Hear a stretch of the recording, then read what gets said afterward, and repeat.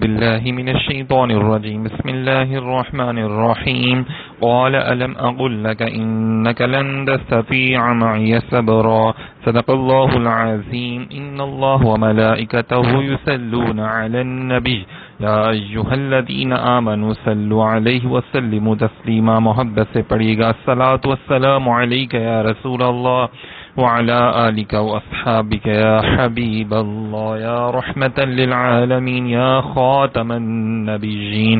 سامعین محترم، انوار قرآن کے سلسلے کا آج ہمارا ماشاءاللہ سے 34واں لیکچر ہے اور 16واں پارہ ہے اور سورہ کہف ہم آج بیان فرمائیں گے. سورہ کہف کا کچھ حصہ 15ویں پارے میں اور 33ویں لیکچر میں بیان کیا جا چکا ہے. یہ اب ہم دوبارہ سے سلسلہ شروع کر رہے ہیں. آپ اسے غور سے سنیے گا. اللہ پاک ہم سب کو عمل کرنے کی توفیق عطا فرمائے اور مجھے حق سچ بیان کرنے کی توفیق عطا فرمائے. سامعین محترم، اللہ پاک نے ارشاد فرمایا، کہا میں نے آپ سے نہ کہا تھا کہ آپ ہرگز میرے ساتھ نہ ٹھہر سکیں گے. اچھا جی، یہ موسیٰ علیہ السلام اور حضرت خضر علیہ السلام کا جو واقعہ ہے وہ بیان کیا جا رہا ہے. اللہ تبارک و تعالیٰ نے ان کو حضرت موسیٰ علیہ السلام پیغمبر جو ہیں ان کو بھیجا حضرت خضر علیہ السلام کے بعد اللہ کے ایک بندے کے پاس نا، اور پھر کیا اس سے کہتے ہیں انہوں نے کچھ ایسی باتیں کہیں جو کہ شریعت سے ہٹ کر تھیں. تو کیا کی عملاً کیا نا، جیسے ایک بچے کو قتل کر دیا، کسی کی کشتی کو ڈبو دیا اور کسی کی دیوار بنا دی. تو قتل کرنا ایک غیر شرعی کام ہے اور بے گناہ کسی کو قتل کرنا. تو یہ سارے معاملات ہوئے ہیں اور ان کی ملاقات ہے. تو اس چیز کو قرآن پاک میں اس انداز میں بیان کیا گیا ہے. جب انہوں نے کوئی ایسا کام کیا تو انہوں نے کہا تھا حضرت خضر علیہ السلام نے کہ میں نے آپ سے نہ کہا تھا کہ آپ ہرگز میرے ساتھ نہ ٹھہر سکیں گے. تو پھر حضرت موسیٰ علیہ السلام نے فرمایا کہ اگر اس مرتبہ کے بعد میں آپ سے کسی شے کے بارے میں سوال کروں تو پھر مجھے ساتھ ہی نہ رکھنا، بے شک میری طرف سے تمہارا عذر پورا ہو چکا ہے. صحیح ہے، مطلب کہ انہوں نے کہا تھا کہ آپ میرے سے بار بار سوال مت کریں نا، بس جو میں کرتا ہوں آپ اس کو دیکھیں. خیر آگے حضرت خضر علیہ السلام کی بات کے جواب میں حضرت موسیٰ علیہ السلام نے کہا اگر اس مرتبہ کے بعد میں آپ سے کسی شے کے بارے میں سوال کروں تو پھر بے شک مجھے آپ اپنے ساتھ نہ رکھیے گا. سامعین محترم، حضرت موسیٰ علیہ السلام اور حضرت خضر علیہ السلام کے واقعے کا یہ حصہ بیان کیا جب نبی پاک صلی اللہ علیہ وسلم نے حضور علیہ السلام نے ارشاد فرمایا ہم پر حضرت موسیٰ علیہ السلام پر اللہ تعالیٰ کی رحمت ہو، اگر وہ جلدی نہ کرتے تو بہت حیران کن چیزیں دیکھتے، لیکن انہیں حضرت خضر علیہ السلام سے حیا آئی اور کہا اگر اس مرتبہ کے بعد میں آپ سے کسی شے کے بارے میں سوال کروں تو پھر مجھے ساتھی نہ بنانا، بے شک میری طرف سے تمہارا عذر پورا ہو چکا ہے. اور کہا کہ کاش موسیٰ علیہ السلام صبر کرتے تو بہت عجیب و غریب چیزیں دیکھتے، اللہ پاک ان کو دکھاتے نا. پھر آگے فرمایا پھر دونوں چلے یہاں تک کہ جب ایک بستی والوں کے پاس آئے تو اس بستی کے باشندوں سے کھانا مانگا. انہوں نے ان دونوں کی مہمان نوازی کرنے سے انکار کر دیا. پھر دونوں نے اس گاؤں میں ایک دیوار پائی جو گرنا ہی چاہتی تھی تو اس نے اسے سیدھا کر دیا. موسیٰ علیہ السلام نے کہا اگر تم چاہتے تو اس پر کچھ مزدوری لے لیتے. تو دیکھیں ایک دیوار گری ہوئی تھی، وہ کچھ آگے گئے گاؤں میں علاقے میں تو لوگوں سے کھانا مانگا، ان کو بھوک لگی تھی لیکن انہوں نے نہیں دیا تو انہوں نے مہمان نوازی نہیں کی، لیکن اس کے باوجود بھی وہاں پہ ایک دیوار تھی وہ انہوں نے بنائی. سامعین محترم، اس آیت سے معلوم ہوا کہ مہمان نوازی نہ کرنا انتہائی معیوب اور ناپسندیدہ عمل ہے. صحیح، اگر یہ عمل اجتماعی طور پر ہو تو اور بھی مذموم ہو جاتا ہے. جیسے کہ حضرت قتادہ رضی اللہ تعالیٰ عنہ فرماتے ہیں وہ بستی بہت بدتر ہے جہاں مہمانوں کی قدر نہیں کی جاتی نا، تو کی میزبانی نہیں کی جاتی. تو یہ بہت اس کو برا فرمایا گیا. اسی لیے دیکھیں نا مسلمانوں میں ماشاءاللہ سے مسلمانوں کا یہ کلچر ہے اور یہ حکم بھی ہے کہ مہمان آئیں، مہمان اللہ کی رحمت ہوتے ہیں، کبھی ان کو دیکھ کے منہ نہیں چڑھانا چاہیے. مطلب اللہ پاک آپ کو کسی نہ کسی کا رزق عطا کر رہا ہوتا ہے. پھر فرمایا کہا یہ میری اور آپ کی جدائی کا وقت ہے، میں آپ کو ان باتوں کا اصل مطلب بتاؤں گا جن پر آپ صبر نہ کر سکیں. مطلب اب 3 باتیں ہوئی تھیں اور فرمایا کہ اب ان کا میں آپ کو مطلب بتاتا ہوں. صحیح ہے.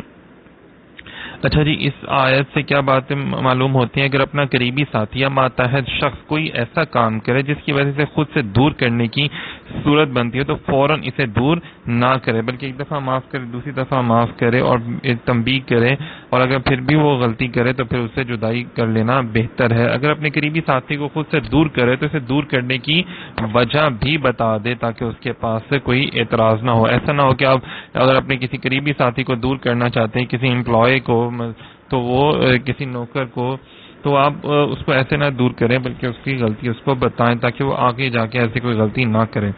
پھر فرمایا کہ وہ جو کشتی تھی نا وہ کچھ مسکین لوگوں کی تھی جو دریا میں کام کرتے تھے، میں نے چاہا کہ اسے عیب دار کر دوں، اور ان کے آگے ایک بادشاہ تھا جو ہر صحیح سلامت کشتی کو زبردستی چھین لیتا تھا۔ مطلب وہ جو کشتی تھی جس کو آپ نے ڈبو دیا تھا، اس کا جو تھا نا ایک پھٹا توڑ کے لکڑی، تو وہ کشتی جو تھی نا 10 مسکین بھائیوں کی تھی، جن میں سے 5 اپاہج تھے جو کچھ نہیں کر سکتے، تو 5 تندرست تھے۔ تو وہ جو اسی کشتی سے ان کا روزگار تھا، تو وہاں پہ ایک بادشاہ تھا بڑا ظالم قسم کا، وہ جو اچھی چیز دیکھتا تھا وہ لے لیتا تھا بلکہ چھین لیتا تھا۔ تو پھر اس کو عیب دار چیز پسند نہیں تھی نا، تو انہوں نے عیب دار اس کو بنا دیا تاکہ وہ مطلب دیکھیں دکھنے میں تو انہوں نے کام برا کیا کہ کسی کشتی توڑ دی، لیکن اصل میں اس کے پیچھے کتنی حکمت تھی نا، کتنی بڑی بات ہے کہ اللہ والے جو ہیں بہت سی چیزوں کو جانتے ہیں۔ فرمایا کہ اللہ تعالیٰ اپنے مسکین بندوں پر خاص عنایت اور کرم نوازی فرماتا ہے، ان پر آنے والے مصیبتیں اور آفات کو دور کرنے میں اللہ تعالیٰ ان کے لیے آسانیاں پیدا کرے۔ ہم دیکھیں نا ان مسکین لوگوں کی مدد کی گئی نا، کتنی بڑی بات ہے۔ نبی پاک صلی اللہ علیہ وسلم نے فرمایا کہ مسکین لوگ امیروں سے 40 سال پہلے جنت میں داخل ہوں گے۔ نبی پاک صلی اللہ علیہ وسلم نے فرمایا عائشہ مسکین کے سوال کو کبھی رد نہ کرنا، اگرچہ کھجور کا ایک ٹکڑا ہی ہو، مسکینوں سے محبت رکھنا اور انہیں اپنے قریب کرنا، اللہ تعالیٰ قیامت کے دن تجھے اپنا قرب نصیب فرمائے گا۔ کتنی بڑی بات ہے نا۔ پھر فرمایا اور وہ جو لڑکا تھا تو اس کے ماں باپ مسلمان تھے، تو ہمیں ڈر ہوا کہ وہ لڑکا انہیں بھی سرکشی اور کفر میں ڈال دے گا، تو ہم نے چاہا کہ ان کا رب انہیں پاکیزگی میں پہلے سے بہتر حسن سلوک اور رحمت و شفقت میں زیادہ مہربان عطا کر دے، بیٹا عطا کر دینا۔ مطلب اس آیت کے کیا خلاصہ ہے، یہ کیا جاتا ہے کہ جناب وہ جو بیٹا تھا جس کو قتل کیا تھا، تو وہ بیسیکلی قریب تھا کہ وہ جو بیٹا تھا وہ بے ادب اور گستاخ ہونا تھا اس نے آگے جا کے۔ یہ بھی دیکھیں کہ حضرت علیہ السلام کو اللہ نے اس کا باطن جو تھا نا وہ بتا دیا نا، اور اس وجہ سے انہوں نے اس کو قتل کیا، اور ہو سکتا تھا کہ اس کے والدین بھی کافر ہو جاتے۔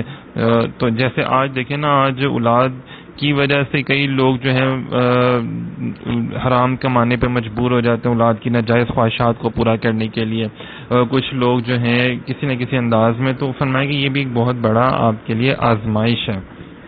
انہوں نے اس کو اس لیے قتل کیا، اور پھر فرمایا کہ اللہ پاک اس کو اس سے بہتر اولاد عطا فرمائے گا۔ صحیح ہے، باطن کا حال جان کر ویسے یہ کہ کوئی کسی کو قتل نہیں کر سکتا، یہ صرف حضرت خضر علیہ السلام کے لیے خاص تھا۔ آج اگر ہمیں کوئی خواب میں بھی نظر آتا ہے نا کہ جناب فلاں کو قتل کر دے، تو ہم اپنے خواب کو بنیاد بنا کر نہیں کر سکتے۔ یہ جیسے حضرت ابراہیم علیہ السلام کو خواب میں آیا کہ آپ اپنے بیٹے کو ذبح کر دیں، تو وہ کر سکتے تھے کیونکہ وہ پیغمبر تھے، پیغمبر کا خواب حقیقتاً سچا ہوتا ہے، حقیقت ہوتا ہے۔ لیکن ہمارا خواب جو ہے، چاہے وہ کسی بھی لیول کا ولی ہو، مومن ہو، مسلمان ہو، ہم اپنے خواب کی بنیاد پر کسی کو بھی قتل نہیں کر سکتے، نقصان نہیں دے سکتے۔ ہمارے خواب کا کچھ اور مطلب ہوگا، تو اسی لیے خواب کا مطلب بھی اہل علم سے پوچھنا چاہیے، خاص کر جن کو خواب کی تعبیر کا علم اللہ پاک نے عطا کیا گیا ہو۔ پھر فرمایا کہ بعض اوقات اللہ تعالیٰ اپنے مومن بندے کی محبوب اور پسندیدہ چیزوں میں سے کوئی چیز لے لیتا ہے کیونکہ اس چیز میں بندے کا نقصان ہوتا ہے، صحیح ہے نا۔ اور بعض اوقات اللہ تعالیٰ تو بے شک اپنے بندے کے یہاں بھلا چاہتا ہے نا، ہم سمجھ رہے ہوتے ہیں کہ یار اللہ تعالیٰ نے مجھ سے یہ چیز لے لی ہے تو اللہ تعالیٰ نے مجھ سے برا کیا، حالانکہ اس میں بھی کوئی اللہ تعالیٰ کی حکمت ہوتی ہے، وہ بعد میں ہمیں پتہ چلتا ہے۔ پھر فرمایا بہرحال دیوار کا جہاں تک تعلق ہے تو وہ شہر کے 2 یا 3 لڑکوں کی تھی، اور اس دیوار کے نیچے ان دونوں کا خزانہ تھا، اور ان کا باپ نیک آدمی تھا، تو آپ کے رب نے چاہا کہ وہ دونوں اپنی جوانی کو پہنچے اور اپنا خزانہ نکال لیں۔ یہ سب آپ کے رب کی رحمت سے ہے، اور یہ سب کچھ میں نے اپنے حکم سے نہیں کیا، یہ ان باتوں کا اصل مطلب ہے جس پر آپ صبر نہ کر سکیں۔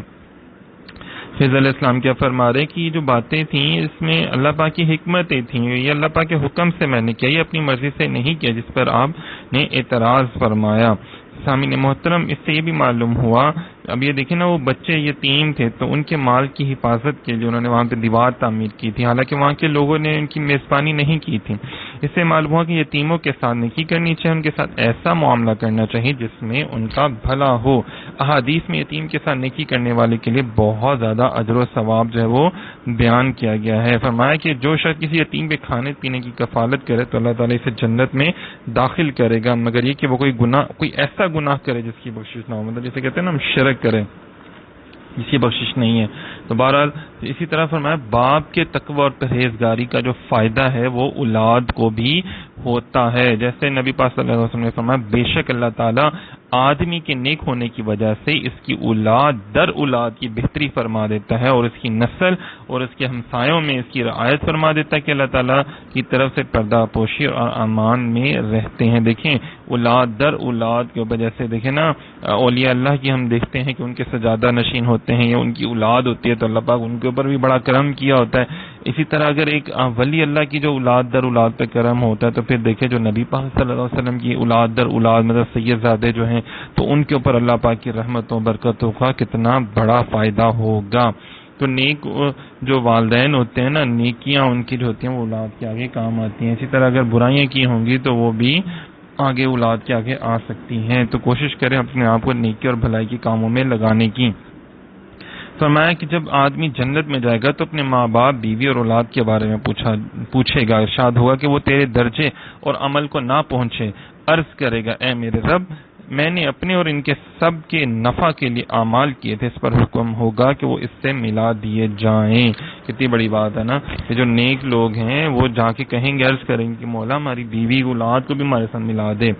سامعین محترم، جیسے کہ عام صالحین کی تقوی پرہیزگاری جو ہے ان کو نفع دیتی ہے، جو حضرت ابوبکر صدیق رضی اللہ تعالیٰ عنہ، حضرت عمر فاروق، حضرت عثمان غنی، مولا علی شیر خدا، حضرت عباس رضی اللہ تعالیٰ عنہ، صحابہ کرام، ان کی اولادوں کا کیا عالم ہوگا نا، پھر اللہ پاک ان کے اوپر کتنا کرم کرے گا۔ سب سے بڑی بات نبی پاک صلی اللہ علیہ وسلم کی آل اولاد جو ہے سیدہ کائنات سے، مولا علی شیر خدا سے، ان کی شان کا عالم کیا ہوگا۔ آگے چلتے ہیں۔ اچھا جی، اس کے بعد جو ہے یہ ایک دوسرا واقعہ جو ہے وہ شروع ہو رہا ہے۔ اب یہ خضر علیہ السلام کے جو واقعہ تھا یہ اختتام پر ہوا، پھر آگے ہے حضرت اچھا جی خضر علیہ السلام کے بارے میں کچھ لوگ یہ کہتے ہیں کہ وہ ولی تھے، کچھ لوگ یہ کہتے ہیں کہ وہ نبی تھے۔ اس کو مختلف انداز میں مختلف علماء کرام نے، مشائخ حضرات نے موقف جو ہے وہ اس کا اختیار کیا، لیکن در حقیقت وہ اللہ تعالیٰ کے ہی نیک بندے تھے۔ اعلیٰ حضرت فرماتے ہیں امام احمد رضا خان بریلوی رحمۃ اللہ علیہ کے 4 نبی زندہ ہیں کہ ان کو وعدہ الہی ابھی آیا ہی نہیں، یوں تو ہر نبی زندہ ہے، بے شک اللہ نے حرام کیا ہے زمین پر کہ انبیاء کے جسم کو خراب کرے۔ تو اللہ کے نبی زندہ ہیں، روزی دیے جاتے ہیں، مطلب اللہ تعالیٰ کے جو نبی ہوتے ہیں ان کے جسموں کو جو ہے وہ زمین خراب نہیں کرتی۔ خیر فرمایا ان 4 میں سے 2 آسمان پر ہیں اور 2 زمین پر، خضر علیہ السلام اور الیاس علیہ السلام زمین پر ہیں، اور ادریس علیہ السلام اور عیسیٰ علیہ السلام آسمان پر ہیں۔ صحیح ہے، چلے جی، یہ جب وعدہ الہی پورا ہوگا، جب قیامت آئے گی تو پھر سب کو موت کا مزہ چکھایا جائے گا، ہے نا، کل نفس ذائقۃ الموت والی بات ہوگی نا۔ پھر اگلا واقعہ شروع ہو رہا ہے سورہ کہف میں، اور آپ سے ذوالقرنین کے متعلق سوال کرتے ہیں، تم فرماؤ میں عنقریب تمہارے سامنے اس کا ذکر پڑھ کر سناتا ہوں۔ صحیح ہے۔ اچھا جی، حضرت ذوالقرنین کیا تھے؟ آپ کا نام اسکندر تھا، ذوالقرنین لقب تھا۔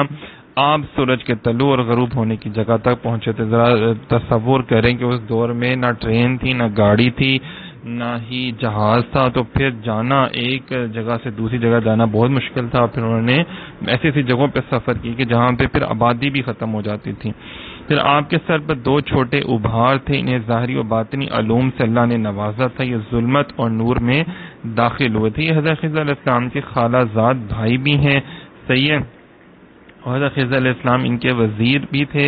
دنیا میں 4 بڑے بادشاہ ہوئے، ان میں سے 2 مومن تھے، حضرت ذوالقرنین رضی اللہ تعالیٰ عنہ، حضرت سلیمان علیہ السلام، اور 2 کافر تھے، نمرود اور ایک بخت نصر۔ نمرود کا تو آپ کو پتہ ہی ہے نا، یہ جو ابراہیم علیہ السلام کے دور میں تھا، اور بخت نصر جس نے ایران کا بادشاہ تھا اور اس نے پھر یہودیوں کو بہت زیادہ مارا تھا۔ خیر، اور اس کے بعد 5ویں بڑے بادشاہ حضرت امام مہدی ہوں گے، ان کی حکومت تمام روئے زمین پر ہوگی۔ کہ حضرت ذوالقرنین رضی اللہ تعالیٰ عنہ جو ان کی نبوت میں اختلاف ہے، بہرحال صحیح ہے، وہ نبی نہ تھے نہ فرشتے، بلکہ اللہ سے محبت کرنے والے بندے تھے، ایسا حضرت مولا علی شیر خدا نے فرمایا کہ اللہ تعالیٰ نے انہیں اپنا محبوب بندہ بنایا تھا۔ پھر آگے چلتے ہیں، بے شک ہم نے اسے زمین میں اقتدار دیا اور اسے ہر چیز کا ایک سامان عطا فرمایا۔ اللہ تعالیٰ نے ان کو ہر چیز کا سامان عطا فرمایا تھا، اور بڑا علم بھی اللہ پاک نے ان کو عطا فرمایا تھا۔ تو فرمایا تو وہ ایک راستے کے پیچھے چلا، یہاں تک کہ جب سورج کے غروب ہونے کی جگہ پہنچا تو اسے ایک سیاہ کیچڑ کے چشمے میں ڈوبتا ہوا پایا، چشمے کے پاس ہی ایک قوم کو پایا تو ہم نے فرمایا اے ذوالقرنین یا تو انہیں سزا دے یا ان کے بارے میں بھلائی اختیار کر۔ یہی کتنی بڑی بات ہے۔ اب یہاں پر دیکھا جائے کہ وہ اللہ تعالیٰ نے ان کو سفر کرنے کی توفیق عطا فرمائی اور وہ ایک ایسی جگہ پہ پہنچے جہاں پہ ایسے دیکھیں نا، ہم اکثر ہوتا ہے سمندر کے پاس کھڑے ہوں جب سورج غروب ہو رہا ہوتا ہے، ایسے لگ رہا ہوتا ہے نا کہ جیسے سورج جو ہے وہ سمندر کے اندر غروب ہو رہا ہے، تو ایسی ہی کوئی کیفیت ہوئی تھی نا۔ پھر فرمایا کہ حضرت نوح علیہ السلام کے بیٹے سام کی اولاد میں سے ایک شخص چشمہ حیات سے پانی پیے گا اور اس کو موت نہ آئے گی۔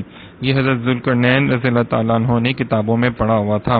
یہ دیکھ کر چشمہ حیات، جسے ہم آب حیات کہتے ہیں نا کہ جو پانی پی لے اس کو موت نہیں آتی، تو انہوں نے سفر کیے، بہت دور دور تک کیے اس کی تلاش میں، لیکن حضرت خضر علیہ السلام کو وہ مل گیا، انہوں نے وہ پانی پیا جس کی وجہ سے وہ آج تک زندہ ہیں۔ یہ بھی اللہ تعالیٰ کی شان اور ایک قدرت ہے، مگر حضرت ذوالقرنین کے مقدر میں وہ چشمہ نہیں تھا۔ خیر انہوں نے بڑی بڑی جگہوں پر گھومے پھرے اور پھر اس چشمے کے پاس ایک قوم کو پایا، وہ جانوروں کے چمڑے پہنے تھے، اس کے سوا ان کے بدن میں کوئی اور لباس نہ تھا، اور دریائی مردہ جانوروں کی غذا تھی، یہ لوگ کافر تھے۔ پھر اللہ تعالیٰ نے ان کو الہام کے طور پر فرمایا ذوالقرنین یا تو انہیں سزا دے اور ان میں سے جو اسلام میں داخل نہ ہو سو قتل کر دے۔ دیکھ لیں کہ اللہ تعالیٰ جو ہے وہ اپنے بندوں کو اختیارات سے نوازتا ہے، عطا کرتا ہے نا، کہ آپ ان کو دین اسلام کی، دین کی جو اللہ تعالیٰ نے اس وقت ان کو عطا کیا تھا تو وہ آپ ان کو دیں، تعلیم و تربیت کریں، اگر وہ مانتے ہیں تو ٹھیک ہے، نہیں تو پھر اس کے بعد جنگ کریں۔ پھر میں عرض کی بہرحال جس نے ظلم کیا تو عنقریب ہم اسے سزا دیں گے، پھر وہ اپنے رب کی طرف لوٹایا جائے گا، وہ اسے بہت برا عذاب دے گا۔ بہرحال جو ایمان لائے اور اس نے نیک عمل کیا تو اس کا بدلہ بھلائی ہے، اور عنقریب ہم اس کو آسان کام کہیں گے۔ مطلب جو ظلم کرنے والا اس پر عذاب ہوگا، اور جو نیکی اور بھلائی کے کام کرنے والا ایمان کے ساتھ، دیکھیں ایمان کے ساتھ نیکی اور بھلائی کے کاموں پر عمل کرنا بھی ضروری ہے، بار بار دیکھیں نا کہا جاتا ہے، تو پھر اس کے ساتھ اللہ تعالیٰ بہت آسانیاں بھی پھر اس کو عطا فرما دے گا۔ ہم لوگ چاہتے ہیں کہ ہمیں آسانیاں تو ملیں لیکن ہم نیکی اور بھلائی کے کاموں سے دور بھاگتے ہیں۔ جیسے رمضان شریف ختم ہو جاتا ہے تو اس کے بعد سب لوگ ہی جو نیکی اور بھلائی اور اللہ کی راہ میں خرچ کرنے کے معاملات شروع کیے ہوتے ہیں وہ ساری ختم ہو جاتے ہیں، ایون کہ نمازیں بھی چھوٹنے شروع ہو جاتی ہیں، پھر درود و سلام یا تسبیحات یا قرآن پاک کی تلاوت وہ بھی سب چھوٹنا شروع ہو جاتی ہے، پھر دوبارہ سے ہم اپنے دوسرے کاموں کی طرف لگ جاتے ہیں۔ دعا کرتے ہیں اللہ رب العزت ہم سب کو رمضان المبارک میں جو ہماری روٹین ہوتی ہے اس کے علاوہ بھی عام دنوں میں بھی باقی جو 11 مہینے ہیں اس میں بھی ہمیں قرآن پاک کی تلاوت، درود و سلام پڑھنے کی اور نمازیں ادا کرنے کی، بڑوں کا ادب، چھوٹوں سے پیار اور محبت سے پیش آنے کی، نیکی اور بھلائی کے کام کرنے کی توفیق عطا فرمائے، اور اپنی راہ میں خرچ کرتے رہنے کی توفیق عطا فرمائے۔ صرف رمضان میں نہیں خرچ کرنا ہوتا، عام مہینوں میں بھی خرچ کرنا چاہیے۔ پھر فرمایا پھر وہ ایک راستے کے پیچھے چلا یہاں تک کہ جب سورج طلوع ہونے کی جگہ پہنچا تو اسے ایک ایسی قوم پر طلوع ہوتا ہوا پایا جن کے لیے ہم نے سورج سے کوئی آڑ نہیں رکھی تھی۔ بات اسی طرح ہے، اور جو کچھ اس کے پاس تھا سب کو ہمارا علم محیط ہے۔ مطلب اللہ فرماتے ہیں کہ ہم نے ایک ایسی قوم کی طرف بھیجا جس کے پاس کوئی آڑ ہی نہیں تھی، مطلب وہ میدان میں تھے نا، کوئی پہاڑ یا درختوں کی آڑ نہیں تھی، صحیح ہے۔ تو حضرت ذوالقرنین نے جیسا مغربی قوم کے ساتھ سلوک کیا تھا ایسا ہی اہل مشرق کے ساتھ بھی سلوک کیا، کہ ان کو بھی کیا اس سے کہتے ہیں اسلام کی دعوت دی جو اللہ تعالیٰ نے ان کو عطا فرمایا تھا، جو مان گئے تو وہ ٹھیک ہے، جو نہیں مانے تو پھر ان کے ساتھ جنگ کی۔ اللہ تعالیٰ فرماتا ہے کہ ہم نے ان کو لشکر، آلات جنگ اور سامان سلطنت وغیرہ جو عطا کیا تھا وہ سب ہمارے علم میں موجود ہے، محیط ہے نا ہمارے علم میں۔ پھر وہ ایک اور راستے کے پیچھے چلا، مطلب ایک سفر کیا، ایک قوم کے پاس پہنچے حضرت ذوالقرنین رضی اللہ تعالیٰ عنہ، پھر دوسرے سفر کیا، اور اب یہ ان کے تیسرے سفر کی بات ہو رہی ہے۔ پھر وہ ایک اور راستے کے پیچھے چلا یہاں تک کہ جب دو پہاڑوں کے درمیان پہنچا تو اس نے ان پہاڑوں کے آگے ایک ایسی قوم کو پایا جو کوئی بات سمجھتے ہیں معلوم نہ ہوتے تھے، صحیح ہے۔ تو اس قوم کو جو ہے نا وہ کہا جاتا ہے یاجوج ماجوج کی قوم، جس کے بارے میں بڑی احادیث بھی ہے نا، وہ آگے ہم پڑھتے ہیں ابھی، کہ یہ دو پہاڑوں کے درمیانی راستے سے اس طرف آ کر قتل و غارت کیا کرتی تھی۔ یہ جگہ ترکستان کے مشرقی کنارے پر واقع تھی۔ یہاں حضرت ذوالقرنین رضی اللہ تعالیٰ نے ایک ایسی قوم کو پایا جو کوئی بات سمجھتے معلوم نہ ہوتی، ان کی زبان عجیب و غریب تھی نا، صحیح ہے۔ پھر انہوں نے کہا ہے ذوالقرنین بے شک یاجوج اور ماجوج زمین میں فساد مچانے والے لوگ ہیں، تو کیا ہم آپ کے لیے کچھ مال مقرر کر دیں اس بات پر کہ آپ ہمارے اور ان کے درمیان ایک دیوار بنا دیں، صحیح ہے. انہوں نے کہا کسی ترجمان کے ذریعے جب ان کے لوگوں سے بات کی تو فرمایا کہ اچھا جی یہ جو قوم تھی نا یافس بن نوح علیہ السلام کی اولاد سے فسادی گروہ ہیں، ان کی تعداد بہت زیادہ، زمین میں فساد کرتے تھے، بہار کے موسم میں نکلتے تھے، کھیتیاں اور سبزے سب کھا جاتے، ان میں سے کچھ نہ چھوڑتے، خشک چیزیں لے جاتے تھے، یہ لوگ آدمیوں کو بھی کھا لیتے تھے، درندوں، وحشی جانوروں، سانپوں اور بچھوں تک کو کھا جاتے تھے. تو وہاں کی کچھ جو لوگ تھے ارد گرد کی آبادیوں کے، انہوں نے ان سے شکایت کی کہ جناب یہ ہمارے اوپر بڑا ظلم کرتے ہیں، آپ ہمیں ان سے بچائیں، کوئی ایسے رکاوٹ بنا دیں، دیوار بنا دیں، ہم آپ کی مالی مدد کرنے کو تیار ہیں. ذوالقرنین رضی اللہ تعالیٰ عنہ نے کہا جس چیز پر مجھے میرے رب نے قابو دیا ہے وہ بہتر ہے، تو تم میری مدد قوت کے ساتھ کرو.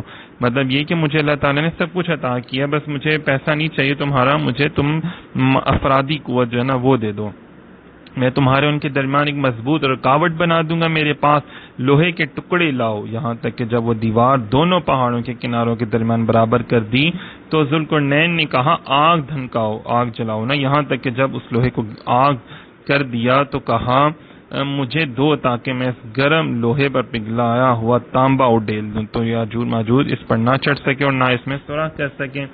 صحیح ہے جی.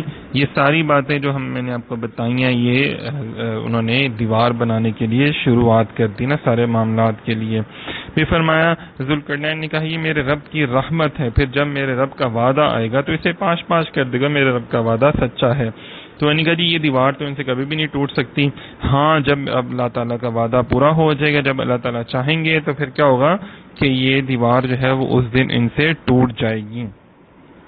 روایات میں آتا ہے کہ نبی پاک صلی اللہ علیہ وسلم نے ارشاد فرمایا، کیا ارشاد فرمایا حضور صلی اللہ علیہ وسلم نے؟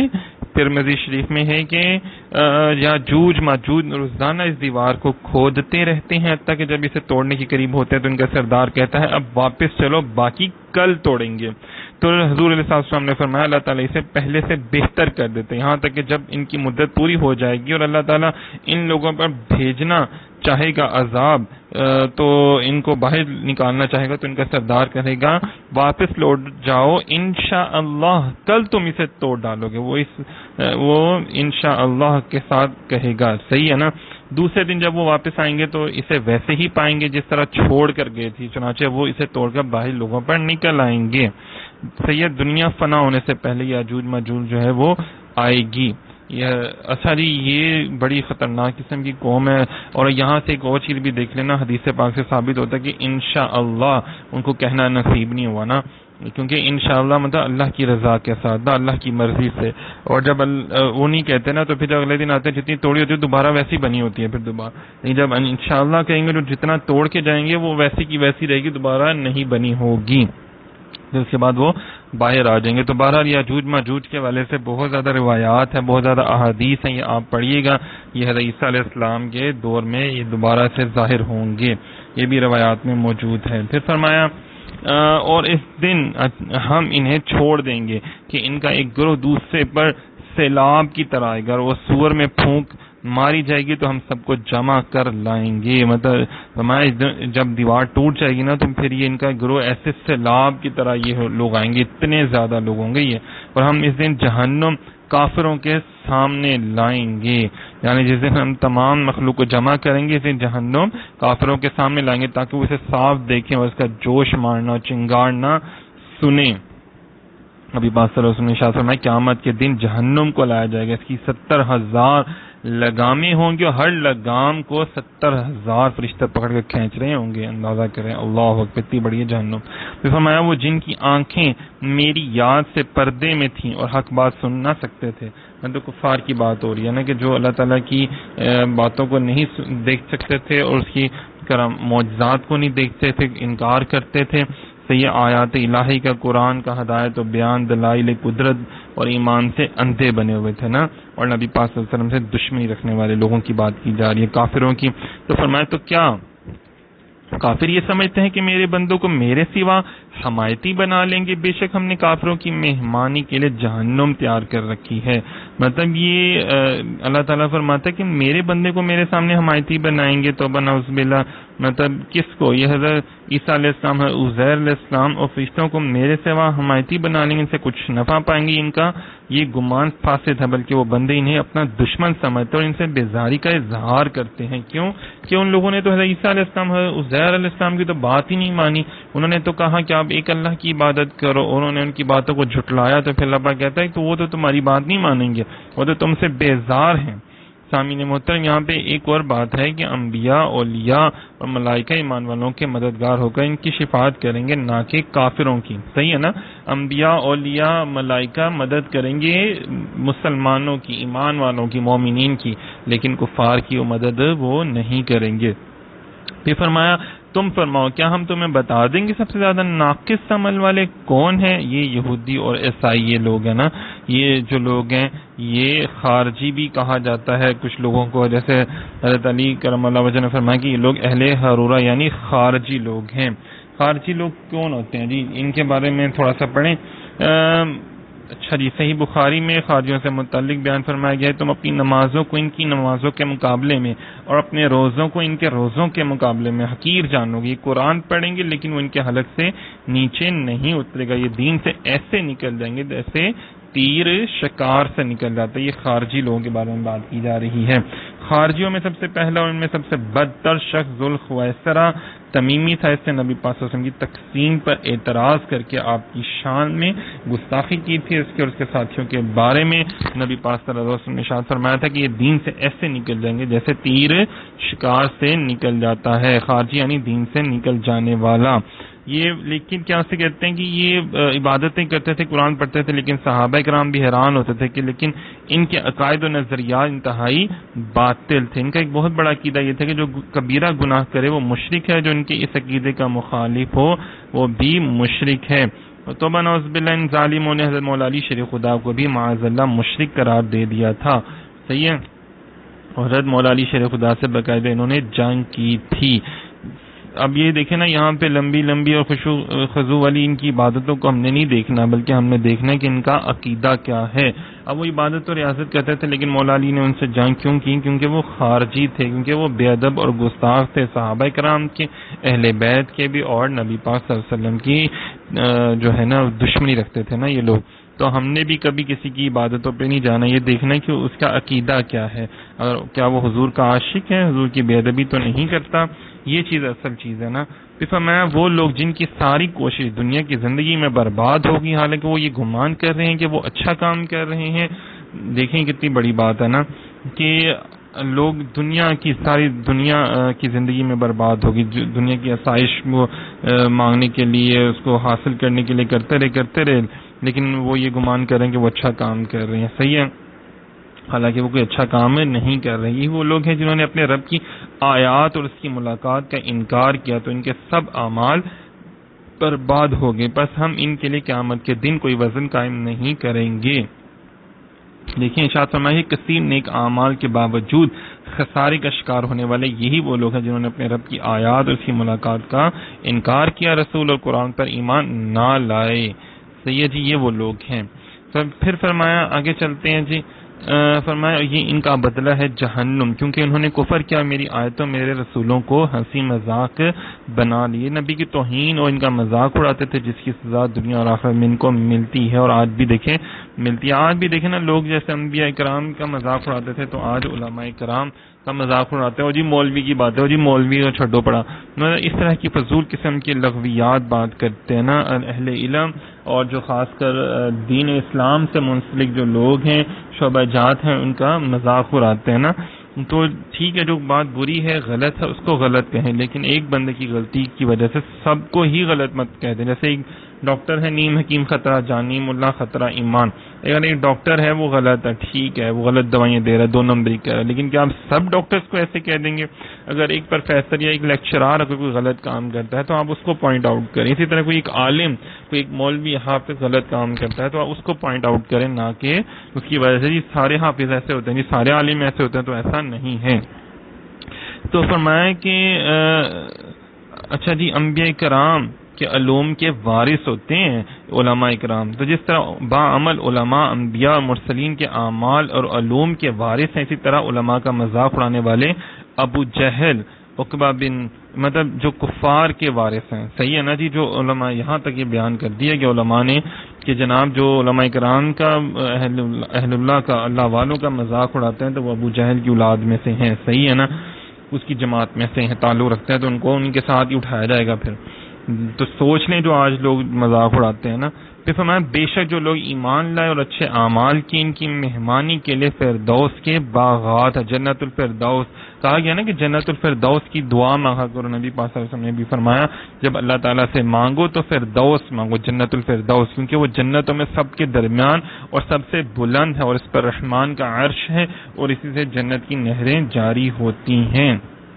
جب بھی کوئی فوت ہو جائے, انتقال کر جائے, تو نبی پاک صلی اللہ علیہ وسلم کی حدیث پاک ہے کہ اس کے لیے دعا کرو کہ اللہ پاک ہمارے مرحوم کو جنت الفردوس میں اعلیٰ مقام عطا فرما. تو یہ قرآن پاک میں بھی اس کا ذکر ہے, آیت نمبر 107 میں سورہ کہف میں. صحیح ہے, یہ مومنین کے لیے شان بیان کی جا رہی ہے نا, جو نیک لوگ ہیں ان کے لیے بھی. تم فرما دو کہ سمندر میرے رب کی باتوں کے لیے سیاہی ہو تو ضرور سمندر ختم ہو جائے گا, میرے رب کی باتیں ختم نہ ہوں گی گرچہ ہم ویسا ہی اور اس کی مدد کو لیں. مطلب جتنے مرضی سمندر آ جائیں اللہ تعالیٰ کی باتوں سے مکمل نہیں ہو سکتا, کیونکہ اللہ تعالیٰ کی باتیں, اس کی شانیں, اس کی حکمت, اس کی دانائی, آیات, معجزات بہت زیادہ ہیں.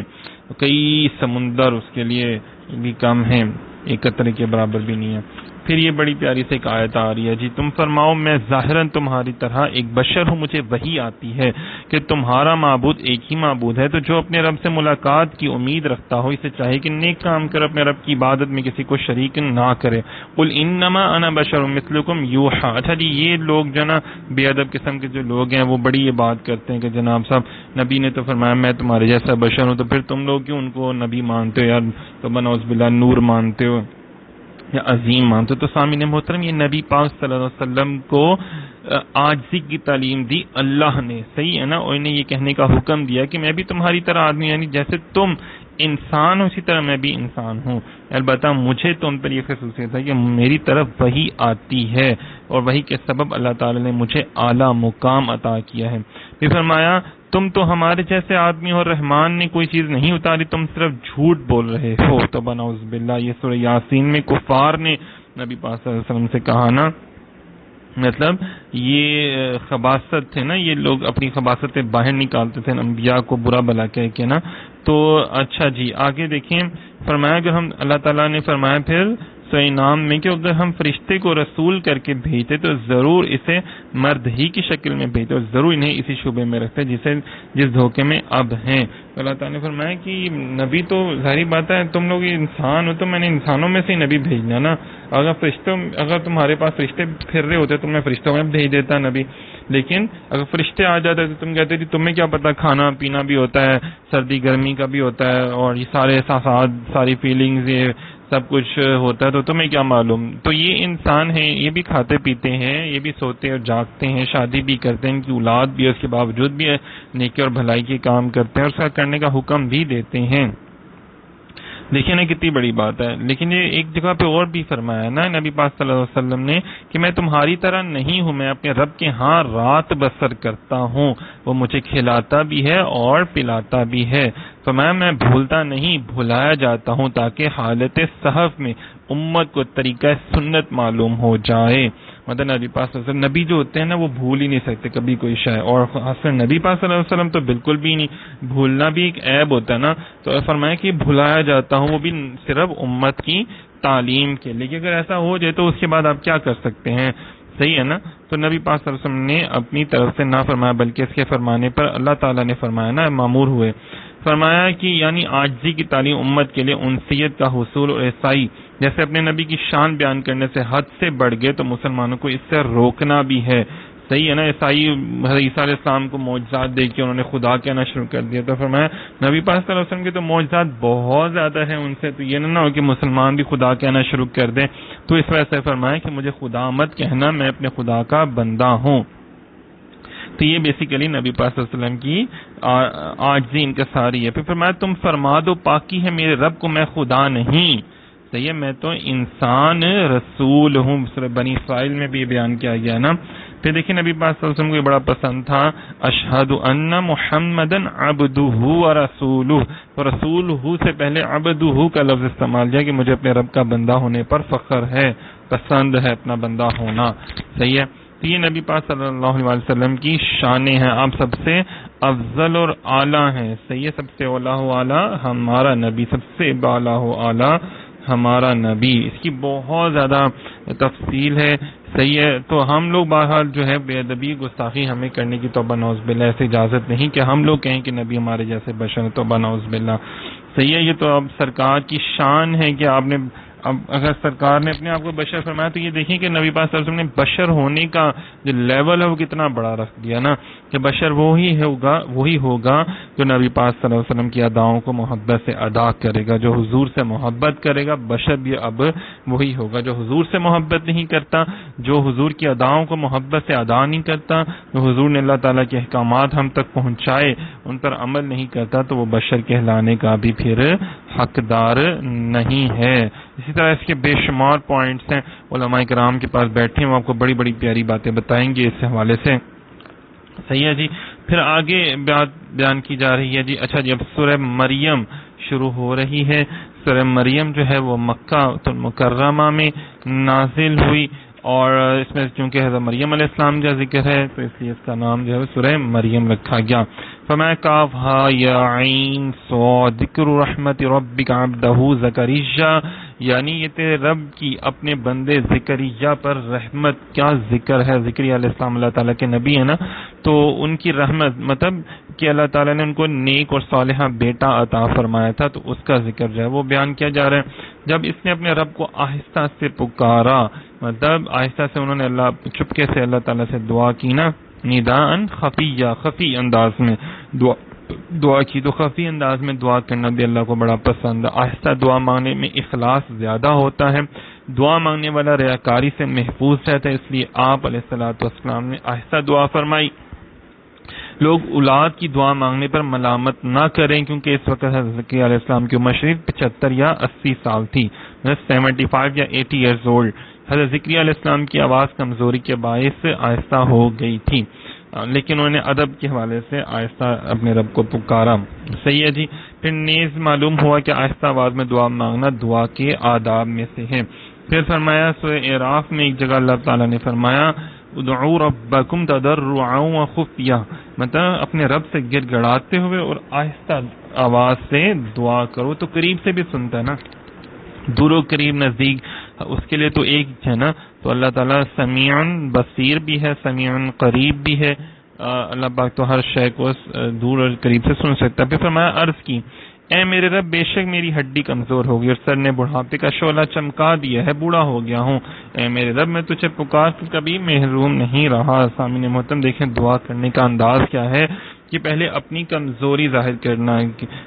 جیسے دیکھیں نبی انبیاء اکرام کی دعائیں بڑی مشہور ہے قرآن پاک میں، تو یہ ان کی دعا ہے، چوتھی آیت ہے سورہ مریم کی.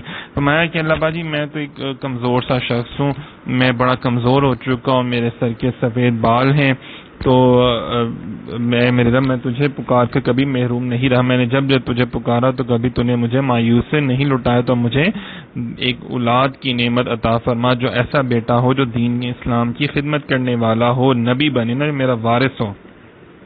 تو میں اس آیت سے چند باتیں معلوم ہوں کہ جب بھی اللہ تعالیٰ کی بارگاہ میں دعا مانگی جائے تو پہلے ان امور کا ذکر کیا جن سے دعا مانگنے والے کی عاجزی اور انکساری کا اظہار ہو. اپنی حاجت عرض کرنے سے پہلے اپنے اوپر اللہ کی نعمت اور رحمت اور لطف و کرم کا ذکر کیا جائے.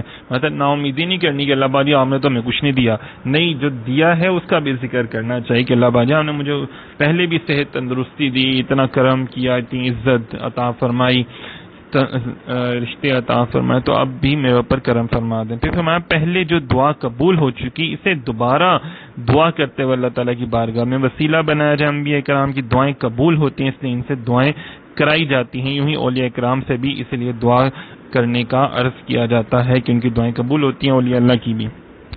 پھر فرمایا اور بے شک مجھے اپنے بعد اپنے رشتہ داروں کا ڈر ہے اور میری بیوی بانجھ ہے، تو مجھے اپنے پاس سے کوئی ایسا وارث عطا فرما دے جو میرا جانشین ہو، یعقوب کی اولاد کا وارث ہو، اور میرے رب اسے پسندیدہ بنا دے. مطلب رشتہ داروں سے جو تھے چچا زاد بھائی ہیں ان کی، اور اسی طرح بنی اسرائیل کے اور لوگ تھے نا، تو مطلب وہ چاہتے تھے کہ تو مجھے اور میری بیوی بھی بانجھ ہے، لیکن پھر بھی اللہ باجی آپ چاہیں تو سب کچھ ممکن ہو سکتا ہے. صحیح ہے نا. مطلب آدم علیہ السلام کی بھی تو وہ بھی تو پیدا ہوئے نا، اللہ تعالیٰ نے ان کو پیدا کیا. تو اس طرح اللہ پاک چاہے تو کچھ بھی ہو سکتا ہے، معجزہ نا ہو سکتا ہے.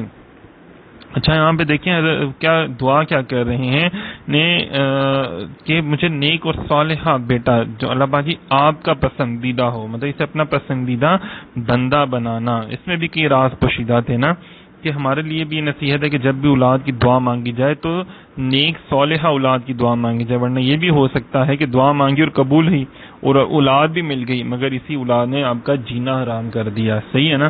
تو نیک صالحہ اولاد کی دعا کرنی چاہیے.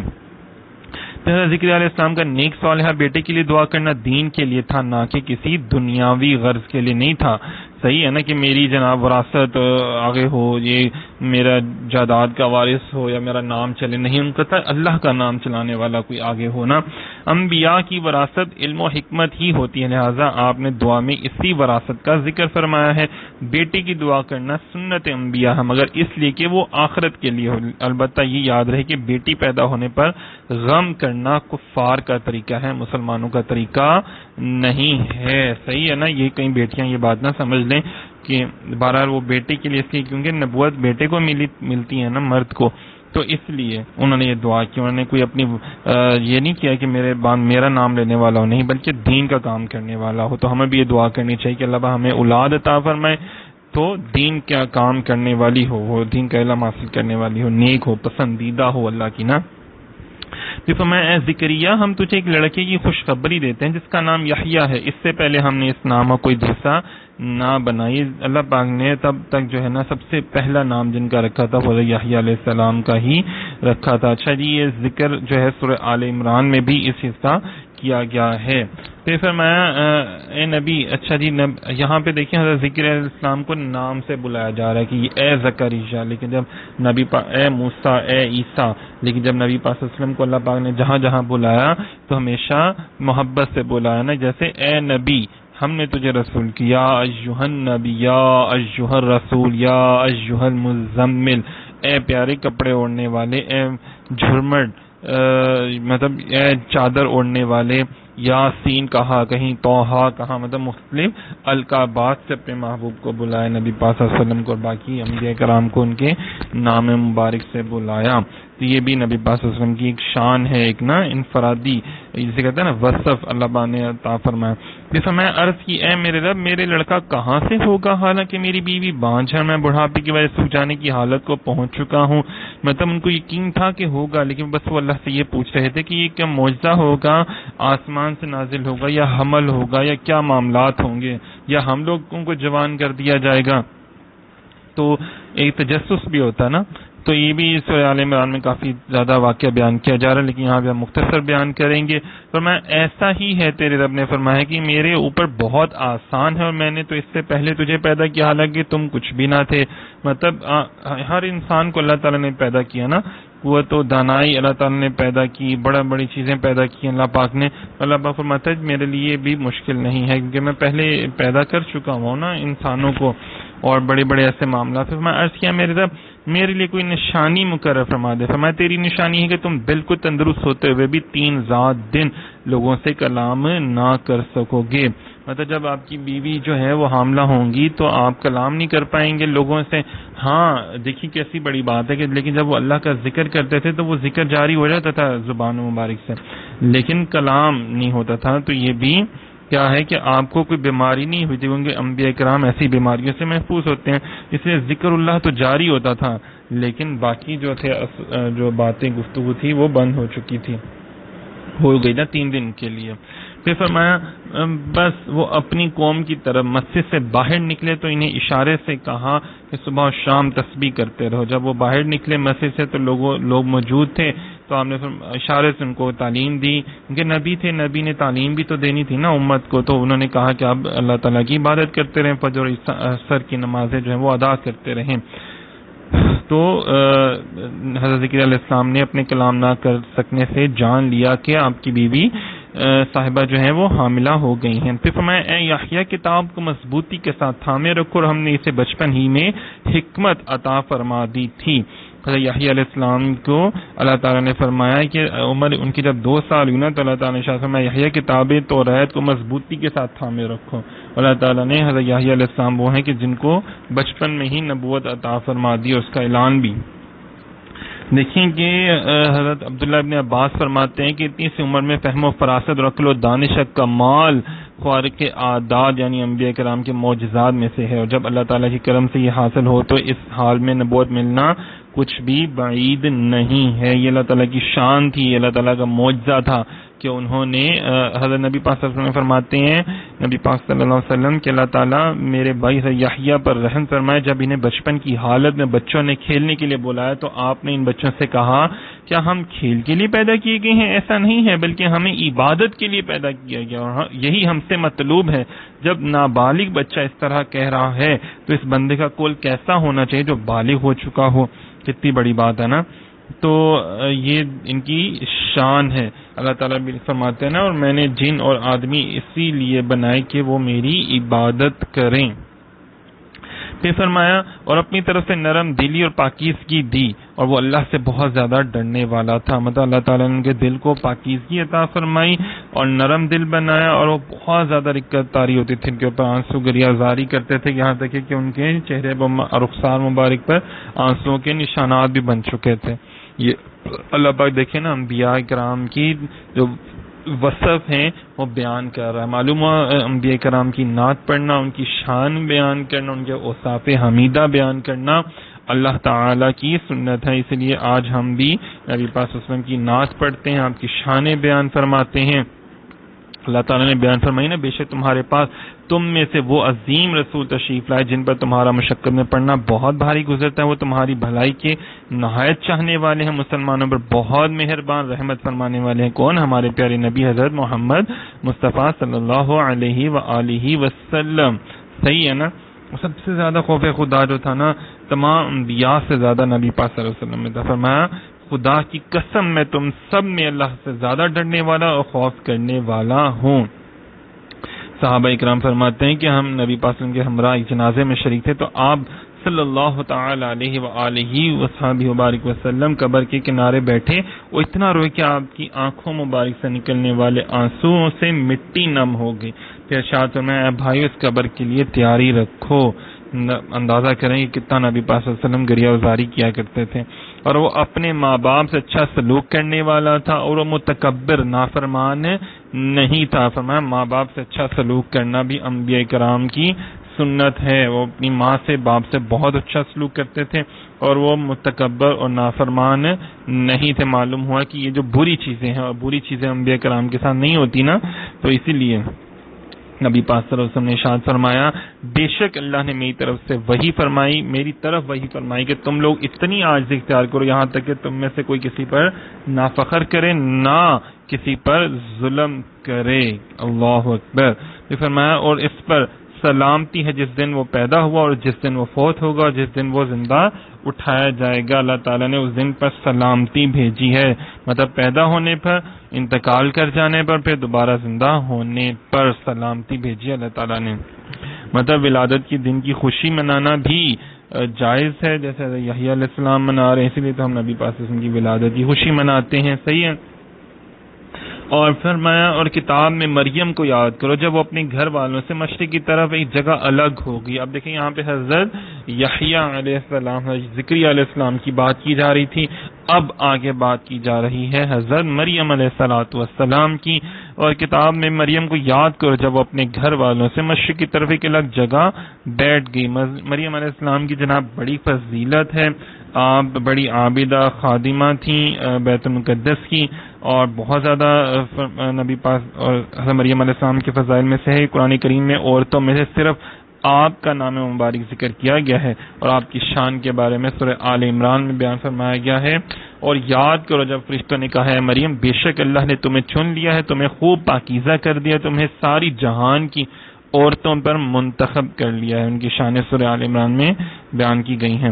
فرمایا تو ان لوگوں سے ادھر ایک پردہ کر لیا، تو اس کی طرف ہم نے اپنا روحانی جبرائیل بھیجا، تو وہ اس کے سامنے ایک تندرست آدمی کی صورت بن گیا. مطلب فرشتہ آتے نا تو وہ خوف کھا جاتی نا, تو اللہ نے ان کو ایک آدمی کی صورت میں بھیجا. کیونکہ آدمی تو ظاہری بات ہے انسان دیکھتا ہے نا اپنے ارد گرد انسان ہے تو انسان سے خوف نہیں کھاتا جلدی, لیکن اسی لیے اللہ تعالیٰ نے ان کو روشن چہرے والا اور گھنگریالے بالوں والا بنا کر ایک آدمی بھیجا سامنے, اور ان سے کلام بھی انہوں نے کیا تاکہ ان کا کلام سن سکے نا صحیح طریقے سے. تو نوری وجود بشری صورت میں آ سکتا ہے, جیسے بہت سے فرشتے انبیاء کرام سے ملاقات کرنے کے لیے آتے رہے ہیں. جیسے حضرت ابراہیم علیہ السلام کے پاس آئے, پھر حضرت داؤد علیہ السلام کے پاس آئے, پھر قرآن پاک میں ہے کہ حضرت لوط علیہ السلام کے پاس فرشتے آئے, حضرت ابراہیم علیہ السلام کے پاس فرشتے نازل ہوتے رہے ہیں.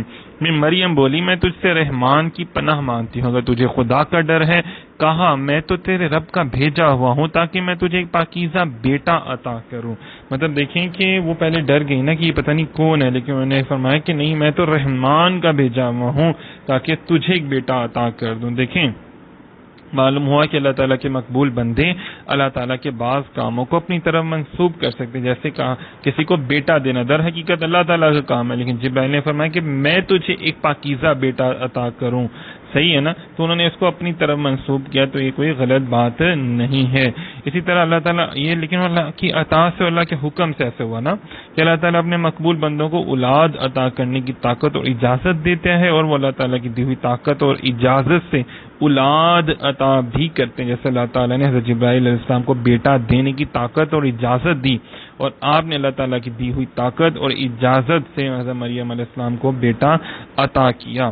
یہ اللہ تعالیٰ کی عطا سے ہے, اللہ تعالیٰ نے ان کو یہ اختیار عطا فرمایا. اور یہ یاد رہے کہ یہ ان کے اپنے اختیار میں نہیں تھا. ہاں اگر ہم کسی ولی اللہ کی بارگاہ میں جاتے ہیں, ہمارے لیے دعا کرتے ہیں, دم کرتے ہیں, علاج کرتے ہیں, اللہ تعالیٰ ہمیں اولاد عطا فرماتا ہے, تو یہ دیکھیں یہ بھی اللہ تعالیٰ کی عطا ہے ان کے اوپر. یہ اللہ تعالیٰ نے ان کو یہ اختیارات دیے ہیں نا, ان کی دعائیں بھی تو اللہ قبول کرتا ہے نا. پھر میں اچھا یہ شرک نہیں ہم کر رہے, ہم یہ کہہ رہے ہیں کہ وہ اللہ کی عطا سے ہے, خود سے نہیں ہے نا. صحیح ہے, اللہ کے حکم سے. پھر فرمایا مریم نے کہا میرے لڑکا کہاں سے ہوگا, حالانکہ مجھے تو کسی آدمی نے چھوا تک نہیں اور نہ ہی میں بدکار ہوں. مطلب دیکھیں نا انہوں نے ظاہری اسباب بیان کیے نا مریم علیہ السلام نے, یہ کیسے ہو سکتا ہے, تو شادی ہوئی ہو یا تو کوئی عورت بدکار ہو, زانی ہو, تو پھر اس کی اولاد ہوتی ہے, جبکہ میں تو ایسا بالکل بھی میں نے نہیں کیا. دونوں خلاف عادت کام کیسے ہوگا. کہا جبرائیل نے کہا ایسا ہی ہے, تیرے رب نے فرمایا کہ یہ میرے اوپر بہت آسان ہے, تاکہ ہم اسے لوگوں کے لیے نشانی بنا دیں اور ہم اپنی طرف سے ایک رحمت بنا دیں, اور یہ ایسا کام ہے جس کا فیصلہ ہو چکا ہے. انہوں نے کہا جی ایسا ہوگا, یہ اللہ تعالیٰ کی نشانی ہے, یہ معجزہ ہے. صحیح ہے نا. پھر انہوں نے حضرت جبرائیل امین نے ان کے گریبان میں یا ان کے کپڑوں پہ یا ان کے چہرے پر پھونک ماری, اور پھر کیا ہوا, اللہ تعالیٰ کی قدرت سے اسی وقت وہ حاملہ ہو گئیں. پھر مریم علیہ السلام حاملہ ہو گئیں تو اسے لے کر ایک دور کی جگہ چلی گئیں. سب سے پہلے ویسے نا ان کے جب وہ دور کی جگہ جانے لگی تو ان کے چچا زاد بھائی جو یوسف نجار تھا, جو بیت المقدس میں ہوتا تھا, اور وہ بھی خادم تھا اور عبادت گزار تھا, اور وہ بھی صفائی کیا کرتا تھا, خدمت کیا کرتا تھا, اس کو سب سے پہلے اس کے بارے میں پتہ چلا تو بڑے حیران ہوئے. تو انہوں نے پوچھا یہ کیا, مجھے تسلی نہیں ہو رہی, مجھے اس کا جواب تو دیں آپ.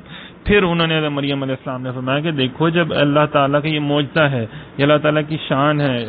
آدم علیہ السلام کو اللہ تعالیٰ نے بغیر ماں باپ کے پیدا کیا, جیسے وہ حضرت اماں حوا کو اللہ تعالیٰ نے پیدا کیا, تو اسی طرح اللہ تعالیٰ یہاں پر اپنا جو ہے وہ معجزہ دکھانا چاہ رہے ہیں.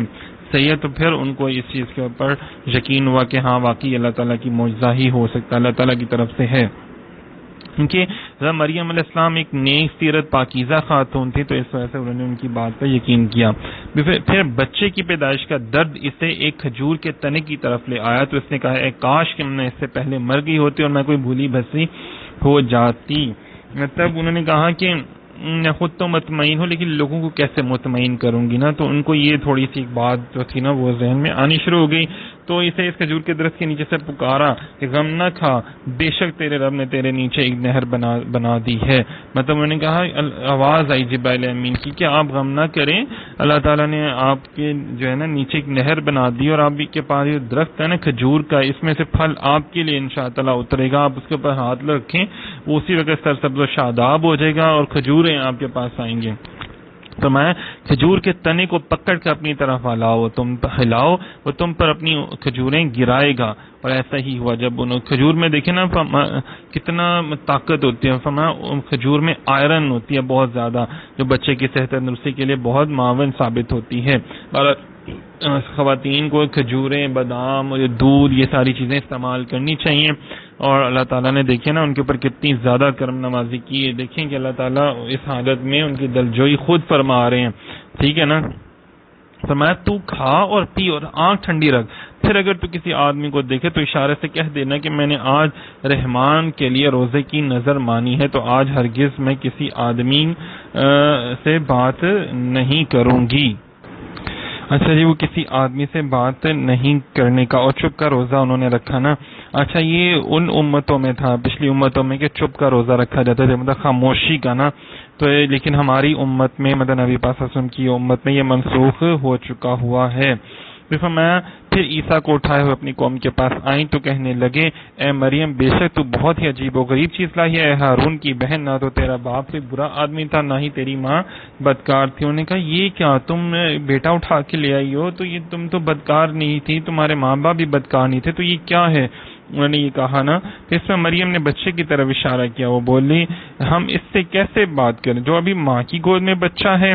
تو پھر کیا ہوا کہ بچے نے فرمایا بے شک میں اللہ کا بندہ ہوں، اس نے مجھے کتاب دی ہے اور مجھے نبی بنایا ہے۔ یہاں پہ اندازہ کریں کہ حضرت عیسیٰ علیہ السلام کی طرف انہوں نے اشارہ کیا کہ آپ مجھ سے نہ پوچھیں، آپ اس بچے سے پوچھیں، یہ بتائے گا۔ تو پھر حضرت عیسیٰ علیہ السلام نے باقاعدہ کلام فرمایا۔ سامعین محترم، حضرت یوسف علیہ السلام کو کنویں میں وحی کے ساتھ اللہ تعالیٰ نے فضیلت دی، حضرت عیسیٰ علیہ السلام کو جھولے میں اللہ تعالیٰ نے کلام کرنے کی فضیلت عطا فرمائی، حضرت سلیمان علیہ السلام کو فہم سے فضیلت عطا فرمائی، یحییٰ علیہ السلام کو بچپن میں نبوت عطا کر کے اللہ نے فضیلت عطا فرمائی۔ تو ہمارے پیارے نبی پاک صلی اللہ علیہ وسلم نے جب آپ کی ولادت ہوئی تو آپ نے سجدہ فرمایا اور اپنی امت کے لیے دعا فرمائی، اللہ تعالیٰ نے آپ کے سینے کو کشادہ فرمایا، آپ کی ولادت کے وقت حوروں اور فرشتوں کو خادم بنایا، ولادت سے پہلے ہی عالم ارواح میں آپ صلی اللہ علیہ وسلم کا نبوت سے سرفراز فرما دی۔ یہ عظمت و فضیلت آپ صلی اللہ علیہ وسلم ہی کا خاصہ ہے۔ اچھا جی، یہاں پہ حضرت مریم علیہ السلام کی برات، مطلب ان کی سچائی، ان کی پاکیزگی ثابت کرنے کے لیے اللہ تعالیٰ نے حضرت عیسیٰ علیہ السلام دیکھیں نا ایک جو تھے انہوں نے ایک گواہی دی، صحیح ہے، اور حضرت یوسف علیہ السلام کو دودھ پیتے بچے نے ان کی گواہی دی۔ یہاں پہ جب حضرت ام عائشہ صدیقہ رضی اللہ تعالیٰ عنہ کے اوپر جب بہتان لگایا تو خود ان کی پاک دامنی کی گواہی دی اللہ تعالیٰ نے، اور 17 آیات نازل فرمائی۔ اگر اللہ پاک چاہتا تو ایک درخت اور پتھر گواہی دیتا، مگر منظور یہ ہوا کہ میرے نبی پاک صلی اللہ علیہ وسلم کی جو زوجہ محترمہ ہیں، محبوب کی زوجہ جو ہیں، ان کی طہارت و پاکیزگی گواہی خود دیں، تاکہ ان کی عزت اور وقار، ان کا بلند مقام اور اللہ تعالیٰ اور بلند سے بلند تر کرے نا۔ پھر فرمایا اور اس نے مجھے مبارک بنایا ہے خواہ میں کہیں بھی ہوں، اور اس نے مجھے نماز اور زکوٰۃ کی تاکید فرمائی جب تک میں زندہ رہوں۔ دیکھیں یہ حضرت عیسیٰ علیہ السلام خطاب کر رہے ہیں بچپن میں جھولے کے اندر جو ہے نا، گودی میں، ماں کی گود میں۔ اچھا، یہ فرمایا کہ اس سے مجھے اللہ تعالیٰ نے، اب پتا تھا نا کہ لوگ بعد میں ان کو خدا کہنا شروع کر دیں گے، تو اس لیے دیکھیں انہوں نے کہا خطاب کہاں سے شروع کیا؟ عبداللہ، کہ میں اللہ کا بندہ ہوں، مطلب خدا نہیں ہوں، اللہ نہیں ہوں، میں اللہ کا بندہ ہوں۔ پھر فرمایا اس نے مجھے نماز اور زکوٰۃ کی تاکید فرمائی ہے۔ اب اندازہ کریں کہ انبیاء جو ہیں وہ مرتے دم تک، جب تک فرمایا جب تک میں زندہ رہوں تب تک میں نے نماز ہی پڑھنی ہے، زکوٰۃ بھی ادا کرتے رہنا ہے، تو اللہ تعالیٰ نے مجھے حکم دیا ہے۔ تو ہمارے آج کل جو لوگ ہیں تھوڑا سا مقام مل جاتا ہے، تھوڑا سا کچھ ہو جاتا ہے، نمازیں پڑھنا چھوڑ دیتے ہیں، زکوٰۃ دینا چھوڑ دیتے ہیں، تو یہ دیکھیں یہاں سے کتنی باتیں ظاہر ہوتی ہیں۔ پھر فرمایا مجھے اپنی ماں سے اچھا سلوک کرنے والا بنایا اور مجھے متکبر بد نصیب نہ بنایا۔ دیکھیں پہلے یحییٰ علیہ السلام کے والے سے بھی یہ بات کی جا رہی تھی نا کہ انبیاء تمام جو ہوتے ہیں اپنے ماں باپ کا ادب و احترام کرتے ہیں، اتنے بلند مقام پر ہونے کے باوجود بھی ہمارے لوگوں کو بھی سوچنا چاہیے کہ وہ جتنا مرضی آپ دنیاوی طور پہ بلند مقام پہ پہنچ جائے، صاحب علم ہو جائے، پیر بن جائے، بڑی دنیاوی تعلیم حاصل کر لیں، لیکن آپ کو ماں باپ کا ادب بہت زیادہ کرنا چاہیے، اور کبھی بھی کسی کے بھی آگے تکبر اور نہیں ہونا چاہیے متکبر، صحیح ہے۔ تو فرمایا مجھ پر سلامتی ہو جس دن میں پیدا ہوا، جس دن میں وفات پاؤں، جس دن زندہ اٹھایا جاؤں۔ یہ دیکھیں نا، یہ بھی یحییٰ علیہ السلام کی طرح آپ بھی یہ فرما رہے ہیں کہ مجھ پر سلام جس دن میں پیدا ہوا اور جس دن ان کا وصال ہوا، جس دن دوبارہ اٹھایا جائیں گے۔ اللہ اکبر، صحیح ہے نا۔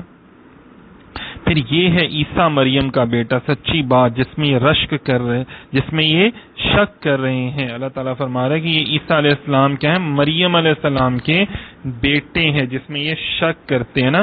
یہودی تو معاذ اللہ حضرت عیسیٰ علیہ السلام کو جادوگر کہتے تھے اور بہت برا برا کہتے تھے، اور عیسائی حضرت عیسیٰ علیہ السلام کو خدا کا بیٹا کہتے ہیں، جبکہ حقیقت یہ ہے کہ حضرت عیسیٰ علیہ السلام حضرت مریم علیہ السلام کے بیٹے ہیں اور اللہ تعالیٰ کے برگزیدہ نبی اور بندے ہیں۔ اللہ کے لیے لائق نہیں کہ وہ کسی کو اپنا بیٹا بنائے، وہ پاک ہے جب وہ کسی کام کا فیصلہ فرماتا ہے تو اسے صرف یہ فرماتا ہے ہو جا تو وہ فوراً ہو جاتا ہے۔ اور عیسیٰ علیہ السلام نے کہا بے شک اللہ میرا اور تمہارا رب ہے تو اس کی عبادت کرو، یہ سیدھا رستہ ہے۔ دیکھیں کتنی بڑی بات ہے کہ عیسیٰ علیہ السلام بار بار فرما رہے ہیں، اللہ تعالیٰ قرآن پاک میں فرماتا ہے کہ وہ بار بار انہوں نے یہی کہا کہ میں تو اللہ کا بندہ ہوں، نبی ہوں، عیسیٰ ابن مریم، عیسیٰ ابن خدا تھوڑی نہ ہوں۔ تو بنعوذ باللہ۔ تو ہمارے آج کے لوگ جو عیسائی ہیں ان کو بھی سوچنی چاہیے نا کہ اللہ تعالیٰ کے کلام کو پڑھا کریں، سمجھا کریں، اور ہمارے مسلمانوں کو بھی سوچنا چاہیے، پڑھنا چاہیے۔ پھر فرمایا پھر گروہوں کا آپس میں اختلاف ہو گیا تو کافروں کے لیے خرابی ہے ایک بڑے دن کی حاضری سے۔ حضرت عیسیٰ علیہ السلام کے بارے میں جو ہے نا اختلافات ہو گیا تھا نا کچھ لوگوں میں، تو بنعوذ باللہ۔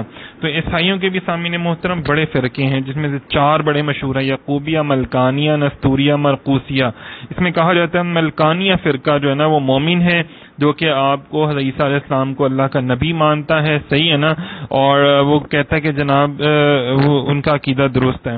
جبکہ یعقوبیہ وہ کہتے ہیں، یعقوبیہ کیا کہتے ہیں کہ وہ حضرت عیسیٰ علیہ السلام کو خدا کہتے ہیں، اور نستوریہ کہتے ہیں خدا کا بیٹا کہتے ہیں، اور مرقوسیہ جو ہے وہ کہتے ہیں جناب وہ 3 میں سے تیسرے تھے، تو بنعوذ باللہ۔ تو بہرحال ان میں بھی بے شمار فرقے ہیں، جن میں سے ایک فرقہ جو ہے وہ مومنوں کا ہے، جو کہ ان کو اللہ کا برگزیدہ نبی ہی مانتے ہیں۔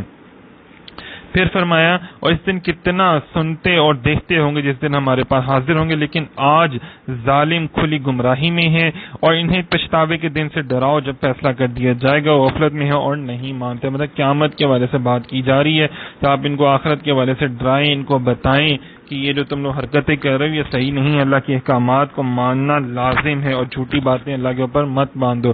بے شک زمین اور جو کچھ اس پر ہے سب کے وارث ہم ہوں گے، اور ہماری ہی طرف انہیں لوٹایا جائے گا۔ مطلب اللہ پاک فرماتے ہیں سب کا وارث تو میں ہوں، تو میں ہی میری طرف ہی سب کو لوٹایا جائے گا، سارے میرے پاس ہی جمع ہوں گے، تو پھر اس کے بعد عذاب یا سزا دی جائے گی۔